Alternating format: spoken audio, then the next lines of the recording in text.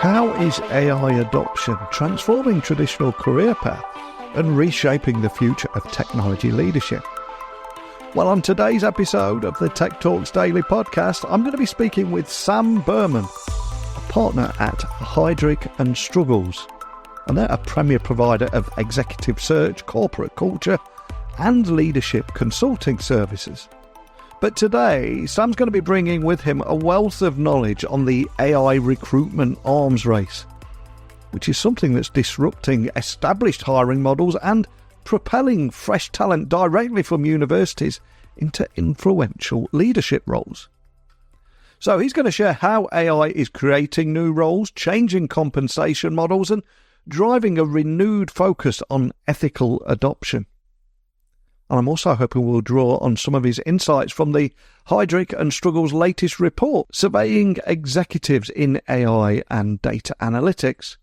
And hopefully he will help us all understand how businesses can effectively and responsibly harness this power of technology. So buckle up and hold on tight as I beam your ears all the way right into the heart of Soho, London, where we will dive into this topic and learn more about how these emerging trends are impacting the future of tech leadership. So a massive warm welcome to the show, Sam. Can you tell everyone listening a little about who you are and what you do? Thank you, Neil. Pleasure to be here. So I'm a partner at Heidrick and Struggles. I sit in our technology practice, and globally I lead our emerging tech practices. We have 5 of those today, Neil. One of those is AI, and the other 4 cuts across cyber, crypto, health tech, and industrial tech. And I've been with the firm for 8 years, and I've been in the space for 15. And I know this is a tech podcast, but straight away we've mentioned the AI word within 2 minutes. So as soon as you've gone there, I mean, one of the things that attracted me to you and wanted me to get you on the podcast was I was reading Heidrick and Struggles' report on AI and executive leadership. And there is a lot of excitement and also a certain amount of nervousness and anxiousness around this topic at the moment. So how are these insights shaping the future of talent acquisition in the tech industry? Because again, it is making people a lot nervous. There's a lot of tech layoffs that we're seeing as well. But what are you seeing in this report? We've been doing this report, Neil, for a number of years. Probably, I believe, the first executive search firm to do this globally. And although you're referencing the 2023 report, much of that is already out of date because this is moving so quickly. So we're currently in the mode of publishing for 2024. Look, I think, some of the findings that we found were surprising and some were less surprising, I suppose. The ones that were, I suppose, less surprising, is that 10% of respondents overall felt that their company does not have an AI strategy leader. I must admit, I was expecting a higher number than 10%. I think there's a lot of concern over, okay, well, AI is here. It's going to disrupt our company, going to be risks and opportunities as well. But a lot of commentary around concern over lack of board exposure and knowledge of the topic of AI. So we're already seeing, Neil, in the US starting last year, a number of companies are starting to bake in AI representation on their boards. We're seeing that less so over here in the UK and Europe, but as we both know, we typically follow suit of the US, so no doubt we'll start to see that. We've seen the creation of advisory boards. We saw that a number of years ago when digital was the buzzword of the moment with digital advisory boards. We're seeing that as a construct play out as well. So like I say, it's showing opportunities of new roles and new creations of roles, new exposure to boards. And as I say, much of what we weren't surprised about is the fact that the compensation numbers are creeping ever northwards and to the extremes in some cases. Again, the United States leading on that front and Europe following suit. So it's an ever moving feast. The 2024 report coming out later this year, no doubt, will look different to last year. But it's certainly a fascinating time to be in the world of executive search, focus on this topic of AI. It really is. I mean, if we go back to 2020, we saw remote working at scale completely change the employment landscape. And in the last 2 years, I think we're starting to see another massive shift. And no matter what industry people are listening in here, that we're starting to use AI for a variety of things. And as a result, our roles are beginning to evolve. The way we work is beginning to change. So with AI reshaping those traditional career ladders in technologies, I'm curious, what are the new qualities and skills that you're seeing becoming critical for tech leaders to possess today? I'm seeing it with developers because they're working differently, their skills are evolving, but what are you seeing here? Yeah, great question. We actually did a bit of analysis on this probably only 3 or 4 months ago, Neil, where we looked at what are the pivotal experience and expertise criteria that the majority of our clients are seeking as it relates to not just technical leaders, but business leaders more broadly, and how has that sort of changed over the last 12 to 18 months? I would say, and for the listeners who aren't aware of Heidrick and Struggles, we start at sort of VP level and work upwards to CEO and then board as well. It's a blend, actually, Neil. So you've got technical competencies, of course, are becoming more and more pertinent in terms of toolkits specific around data science and engineering. But then you've also got this requirement around business experience. So what do I mean by that? Digital transformation, business transformation, someone who can create followship, someone who can be a storyteller. If we think about AI as an opportunity within companies, much of that is around telling the story of how AI is going to benefit the employees and benefit the company. Coming back to what I mentioned around opportunities, definitely requires strong empathy as a leader, that mixture of IQ and EQ, ability to influence at an executive level. Again, coming back to the storyteller point. Definitely a piece around transparency and trust, especially on this topic of AI, and having a leader who is being very transparent with their organization around how AI is going to be leveraged, both commercially, externally, but also internally, operationally, and building that trust and the followership as a result. And then one big area we've seen, especially with the AI native companies, so those who are actually building the technology, they're not short of talent that is technical. And when they put out a job posting, if that's the route they choose, they will be inundated with technical competencies and candidate. What they really struggle more with is go to market, how to actually commercialize the AI opportunity. And so when we are getting involved with AI native companies, again, at that VP level and above, Neil, at the moment, it typically is around that go to market, the commercialization opportunity, more so than the actual building of the technology. And before you came on the podcast, I was doing a little research on you, and I read a great line by you, and I'm paraphrasing here, but I think you said that companies are now entering an AI recruitment arms race. A cracking line. But can you elaborate on what that means for the dynamics of talent acquisition and also some of the challenges that it poses to traditional hiring practices too? Yeah, absolutely. Well, look, AI talent is definitely in short supply and in high demand, as we all know. That's true whether you're sitting stateside in Europe or further afield in APAC, Middle East. I think there's also clearly this sort of mad rush by companies as somewhat of a knee-jerk reaction to go out and hire AI talent. I think many of our clients and companies more broadly are wrestling with the whole buy versus build versus partner scenario. You've then got compensation levels, like I mentioned earlier on in our report, are skyrocketing. I saw a recent article, which we didn't publish, Neil, but it talked about AI researchers coming out of the top universities in the US who are going on to join the big tech giants as postgraduates with limited commercial experience. And their salary ranges were from $500,000 to $1 million as post-grad AI researchers. So that's really upsetting the apple cart in terms of compensation levels and role families and structures within companies. Much of the talent required are more individual contributors with limited managerial experience, yet they are being thrust into influential roles, not necessarily people leadership, although we are seeing that, but influential and senior roles because they have the skill set around technical competencies, which many others do not. However, when you think about the future of AI, I think we could probably both agree that it's going to be at everyone's fingertips. We're getting there now already, but, in 12 months, 24 months, it should be at everyone's fingertips. And so the importance of leadership skills, coming back to my earlier point, will become even more pronounced, because you're going to have the technical competencies, yes, but if you don't have leaders who are collaborative, empathetic, great storytellers, building that trust and transparency I mentioned, being creative, how are they going to be able to navigate the disruption of AI? You need to have that blend of leadership capabilities with technical. AI cannot determine cultural fit and leadership style in chemistry.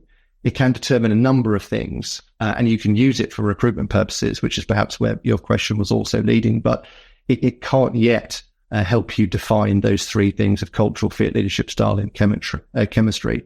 So again, I think, as always, it's going to be an augmentation from a hiring process perspective, a talent acquisition perspective, an augmentation of the human touch and the human side with the technology to help be more productive and more effective at acquiring talent.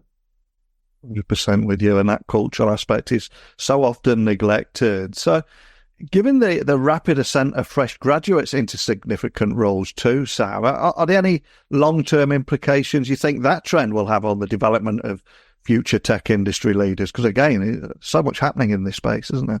Yeah, absolutely. Candidly, I've got 3 young children, so my wife and I started to think about, where do we sort of push our children in what direction in terms of their education, and they're miles away from being a graduate, to be clear. But if you look at where we are today, like I said, there are young, capable talent being thrust into senior leadership roles, and that is becoming more of a norm. Although, let's be clear, that is more in the sense of the big tech companies versus wider industry, and that can lead to great results for sure. However, and I would say this, given the nature of my role and our company, no matter the quality of the talent, there is a certain amount of leadership capabilities that cannot be short-circuited or replaced by time.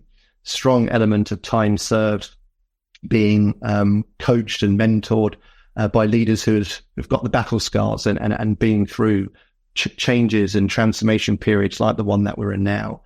So look, the reality is, on the whole, the graduates that we see, and by the way, I mentioned that Heidrick and Struggle sort of begins their client-focused work at VP level and above. We have actually started tracking graduates coming out of the top AI programs globally for the reasons that I mentioned earlier. A number of these graduates are now in a position whereby they're getting close to director VP level roles, at least from a compensation perspective. So we're having to rethink our own perspective on that talent pool. So graduates, but on the whole, graduates are stepping into more technical roles versus pure leadership. So I think it will have implications on the long-term development, because you can't cut corners when it comes to leadership capability and building that kind of muscle memory around how to build followership, how to be a storyteller, around how to lead through transformation, around how to pivot when times aren't quite as rosy as they are right now, as it relates to AI and all of the capital investment going into it.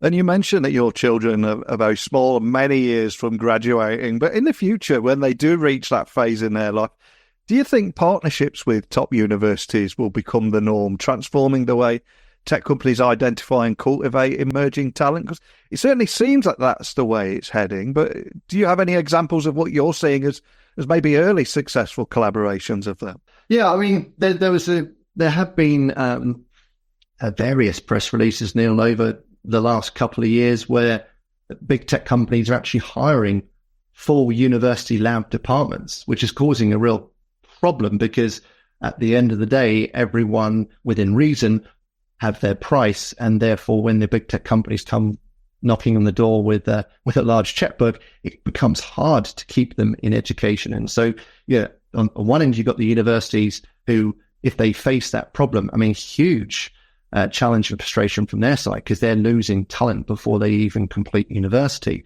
On the other side, you've got, as I say, I'm focusing on the big tech companies, but the big tech companies who are building the technology and need this constant ingestion of talent.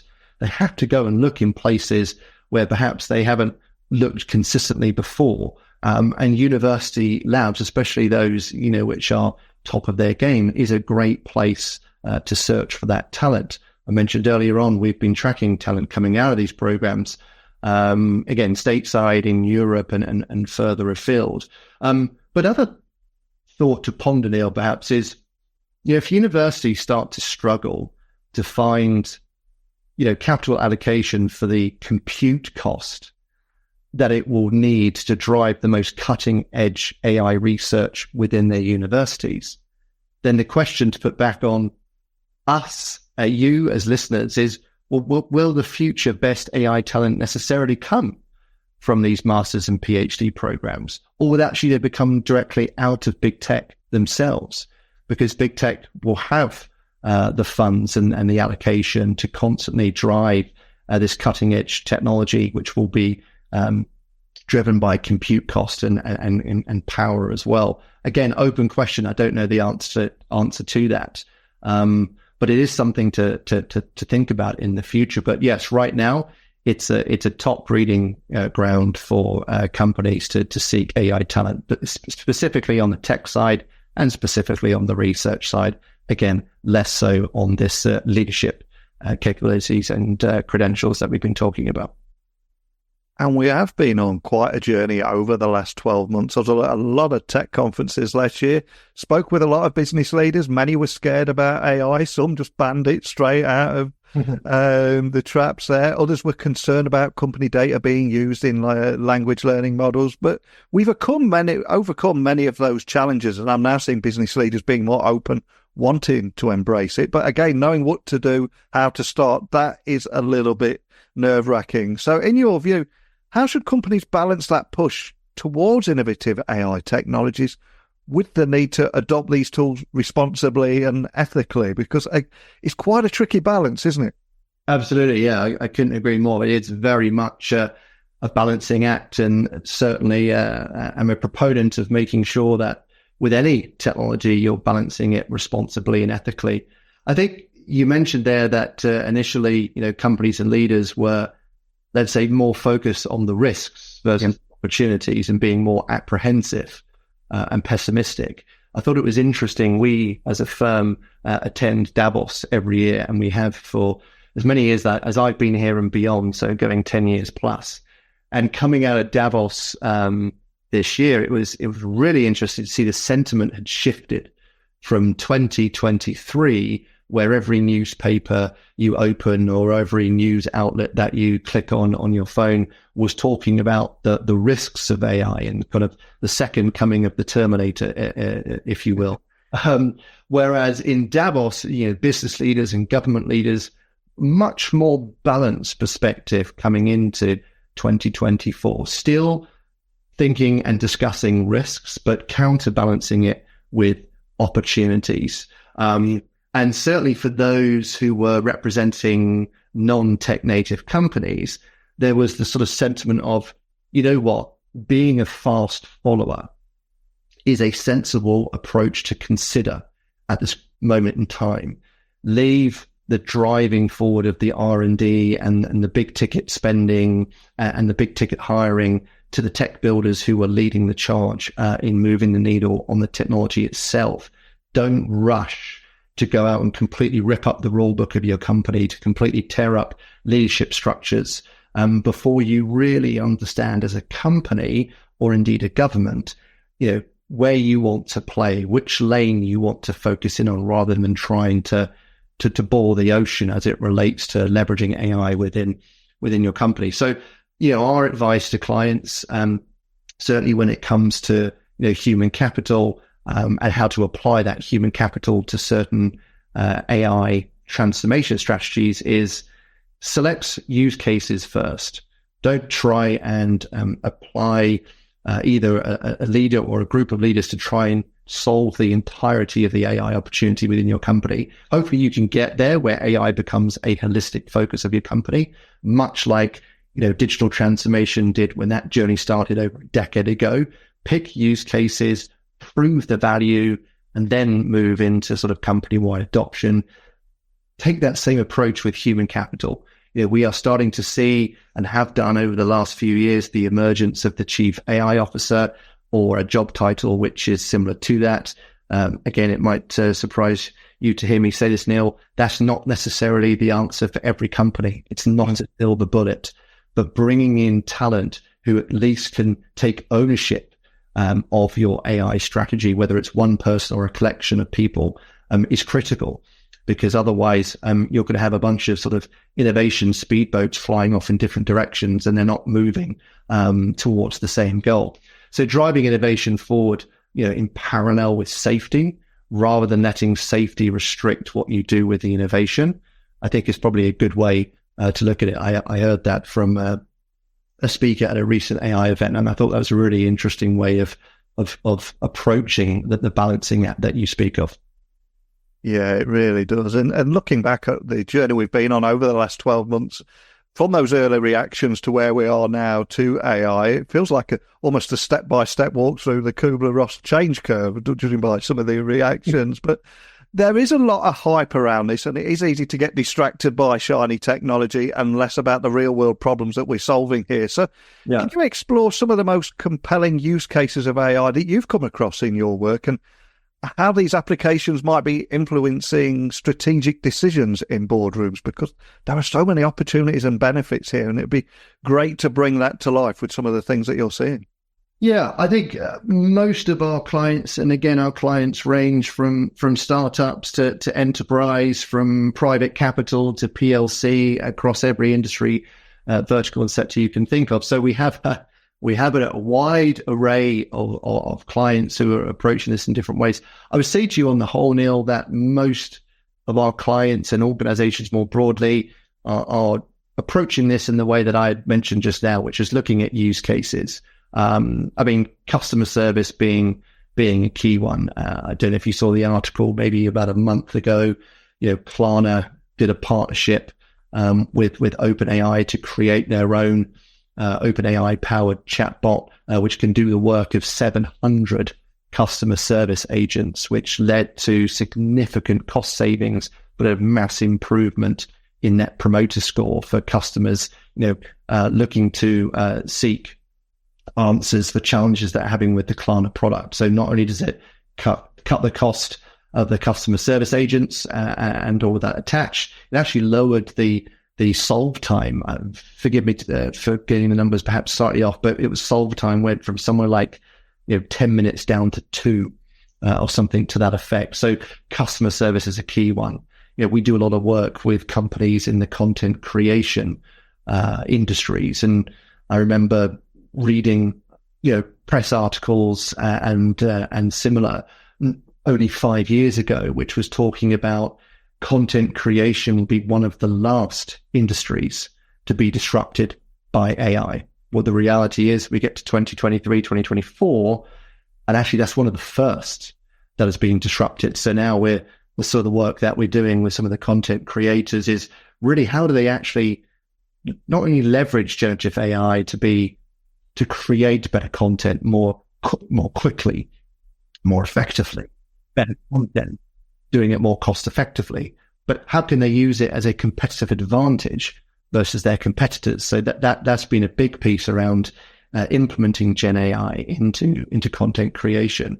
And then we've got great clients who are, to your point at the top of that question, looking to solve big world problems, whether it's using it to improve drug discovery with our pharma clients, whether it's driving activities around climate change, around addressing, diseases like cancer, global food shortages, future pandemic preventions, future war preventions, even as well. So you've got the big world problems, which certain companies are running towards.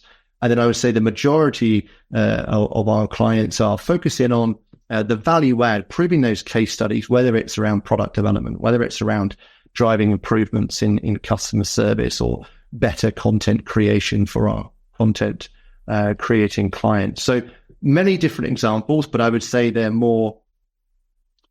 very focused examples versus holistic company-wide change. I think that will come in due course, again, like we saw with digital transformation, which started sort of a decade ago. And from the conversations that you've been having with clients and at Davos earlier this year, I would imagine that it's quite inspiring to be around people who think bigger or enthusiastic about this space. So what would you say are the most exciting or concerning trends that you foresee in the integration of AI within corporate leadership structures? I would imagine that enthusiasm rubs off on you. So what are you seeing here? What excites you personally? Yeah, no, it is definitely an exciting time to be in our position, and how we serve clients. We're right at the center of that, which is super exciting. What am I most excited about? I do really like this, I was going to say notion. I mean, it is now a thing, but I do like the sentiment of co-pilots. Yeah. I think that's really interesting. And I say that in the context of, for me personally, as a talent executive, how we can use co-pilots, but also how our clients can use co-pilots. I think what's really interesting, again, I've read this, over the last 6 months, I've heard it at conferences, this notion of the future CEO having a co-pilot. This is not just co-pilots, for the masses within the company, the foot soldiers. This is co-pilots at the top of the house. And I think, the concept of future CEOs having a co-pilot to help them make better decisions, I think that's a super exciting prospect. Even thinking about co-pilots in the boardroom, which is an interesting thought process. Could you use AI to monitor boards consistently and to enable boards to be more effective? Could they enable boards to be more constant versus episodic? So that co-pilots, it would be one. Automation would be another. I know that word gets thrown around a lot. Automation worries a lot of people because they hear automation, I'm going to lose my job. Yeah. I'm very much an optimist, Neil. I think I probably should be in my line of work, but genuinely an optimist. So for me personally, I think automation can remove not only mundane tasks, but tasks that are not cost effective for humans to do. It's actually more effective to take that human and apply them to more commercially orientated activities. So when I think about automation, again, yes, there will be roles that will be replaced, but like every, a revolution we've seen, an evolution we've seen in technology, from the agricultural to the industrial to, Web 1.0, every time that happens, there are more jobs than there were before. And I do believe that will still be the case this time round. I think it's just going to look quite different. So automation to remove a combination of mundane tasks, but tasks that are not necessarily cost effective. And you could have that human focus on more commercially oriented activities. And then again, thinking about us as a company, how can we leverage AI, which we are, and I'm happy to share a few words on that, but how can we leverage AI to be more effective at serving our clients? I'll give you an example, and this is all in the public domain. We have a partnership with Eightfold AI, a super interesting business, and we've created a product which we are now implementing with our clients called Heidrick Navigator. This is a really interesting succession planning tool powered by AI and delivered through a sort of SaaS model. So think about some of our largest clients. They are global enterprises, globally dispersed, could be centralized, could be decentralized, but very hard for those size companies to really look at succession planning and manage succession planning effectively. We've created this tool in recognition that many of our clients who are of that ilk really struggle to identify, track, map, and promote internal successors if they're not close to the head office or they're not close to the heartbeat of the company. This partnership with Eightfold has enabled us to get smarter, or help our clients be more smarter with that. We're obviously looking at other ways to leverage AI within our assessment criteria of candidates, and those can be murky waters because you have to be mindful of those things, transparency and trust we talked about earlier. But that's one examples of how we're using it and how it will become more effective with serving our clients. Most concerning, probably companies blowing up their leadership structures in a kind of knee-jerk sort of FOMO reaction. I talked earlier on about how Davos, there was this sort of shift in tides from being all about risk to managing risk and opportunity and being a fast follower. So I think, don't stand still, but equally don't rip up the rule book before you've really surveyed the lie of the land and what's right for you and your company, versus looking at the market leaders, the tech builders, who are on the whole very different to most companies across industries. And then finally, companies forgetting the importance of leadership and culture. Like I said, AI cannot determine cultural fit, leadership style, and chemistry. It can absolutely help you to be more effective at talent acquisition and to approach it in a different manner, but it cannot replace those things. So making sure that the focus and importance of leadership and culture remains front of mind as well.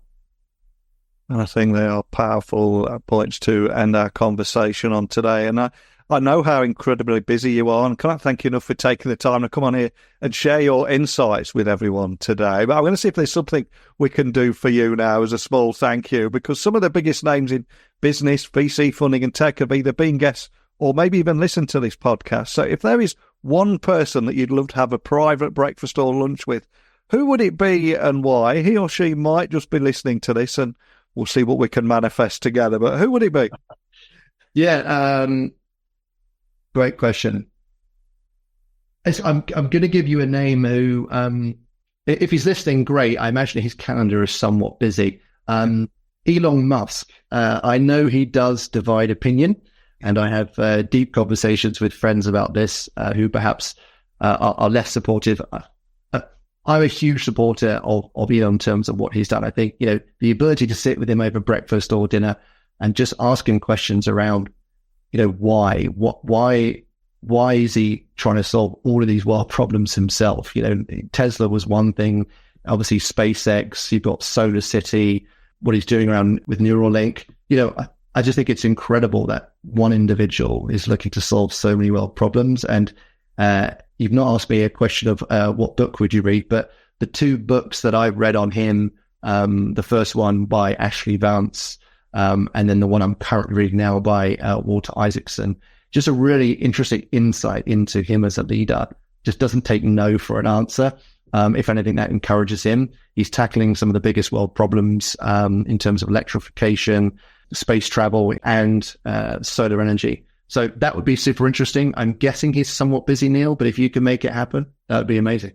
Well, we'll throw it out into the ether, into the universe. Let's see what we can manifest. He does divide opinion, but I would say whichever side of the fence you sit on, you would have a great night, a great conversation, and certainly walk away with a different point of view on a few things. So I will see what we can manifest there. But for everyone listening, just wanting to find out more information, we did mention the report. I know you've got another one coming out later this year. If anyone wants to check those out or contact you or your team, where would you like to point everyone? Absolutely. If you go to our website at heidrick.com, we have a dedicated AI section, which has got all of our thought leadership, some of which we've talked about today. It's got my contact details and the broader team's contact details, Neil. So heidrick.com, and go to the section on artificial intelligence, which is right on the landing page. There's plenty of IP that is there. There is lots coming out, including the 2024 report that I mentioned. But we've got podcasts, we've got thought pieces, we've got opinion pieces. It's a big area of focus for us. As I say, the practice has actually been around since 2012 when we launched it to focus on big data, and it has evolved ever since. So we've got 12 years worth of experience, over 300 searches completed across an array of industries. So plenty of hopefully helpful information for your readers to get their teeth into. Awesome. I'll get all those links added so people can find you nice and easily. We covered so much today, from the way AI adoption pressures are changing the way tech leaders are hired, transforming the traditional tech career ladder, the face of tomorrow's boardrooms, but also how businesses can use AI, outlining possible use cases and exploring how companies can use this technology both effectively and responsibly. So many big talking points. I'd love to invite you back on when that 2024 report is released. So I think there'll be a lot more to talk about then as well. But more than anything, just thank you for sharing everything with me today. Likewise, appreciate the conversation, and would be happy to come back on later on the year. So a big thank you to Sam for giving us a comprehensive overview of how AI adoption is redefining leadership trends and also reshaping the tech talent landscape. From the soaring demand for new skills and storytelling abilities to the rise of university partnerships and the emergence of roles such as Chief AI Officer, I think it's clear that organisations have got to adapt swiftly. And Sam's insights today, starting with focused AI use cases rather than upending entire structures, I think they offer practical guidance in this transformative era. But what resonates most is the need for companies to drive AI innovation while maintaining trust, transparency, and cultural alignment. These are three things that are absolutely crucial and often get missed when we're easily distracted by shiny new technologies. But what do you think will be the most significant challenge or opportunity in AI adoption? Please share your thoughts. Join the conversation by emailing me, techblogwriter@outlook.com, Twitter, LinkedIn, Instagram, just @NeilCHughes. Let me know your thoughts on this. But that's it for today. We've got another great guest lined up tomorrow. I invite you to join me again. But more than anything, thank you for taking the time to listen today. And until next time, don't be a stranger.